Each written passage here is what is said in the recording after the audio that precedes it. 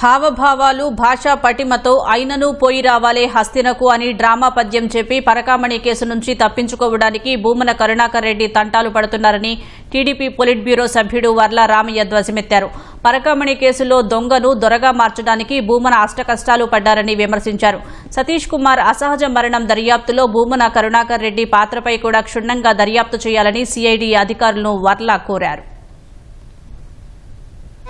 ఆయన పరిస్థితి కుడితిలో పడ్డ ఎలుకలాగా తయారైంది. కుడితిలో పడ్డ ఎలుక.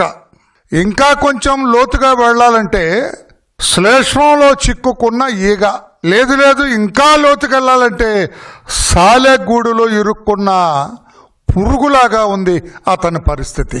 నేను ఒక్కటి అడుగుతానయ్యా, 14.5 crore ఖరీదైన ఆస్తులు ముద్దాయి దగ్గర నుంచి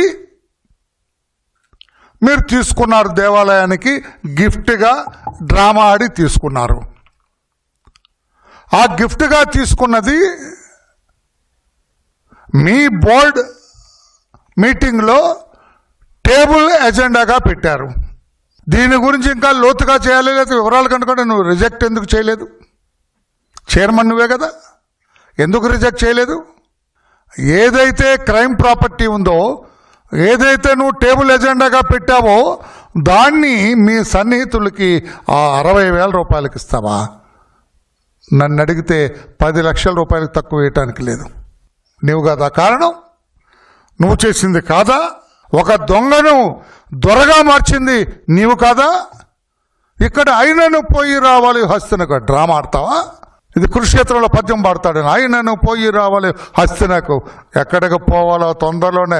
హస్తినకు కాదు తమ్ముడు, శ్రీకృష్ణ జన్మస్థానానికి వెళ్ళాలి నువ్వు. టీడీఆర్ బాండ్లేక అంటారు. టీడీఆర్ బాండ్లు తిరుపతిలో ఎన్ని కోట్లు కొట్టేశావు? నీవు నీ కొడుకు ఎన్ని కోట్లు కొట్టేశావు తెలీదా? సంగీతం చెబుతావు, ఆయనను పోయి రావాలి హస్తినకు. పోతావు, ఎక్కడికి పోతావో చూడు. సిఐడి అయ్యన్నార్ గారు నేను వదిలేది లేదు మిస్టర్. ఆయన భయపడేవాడు కాదు మిస్టర్.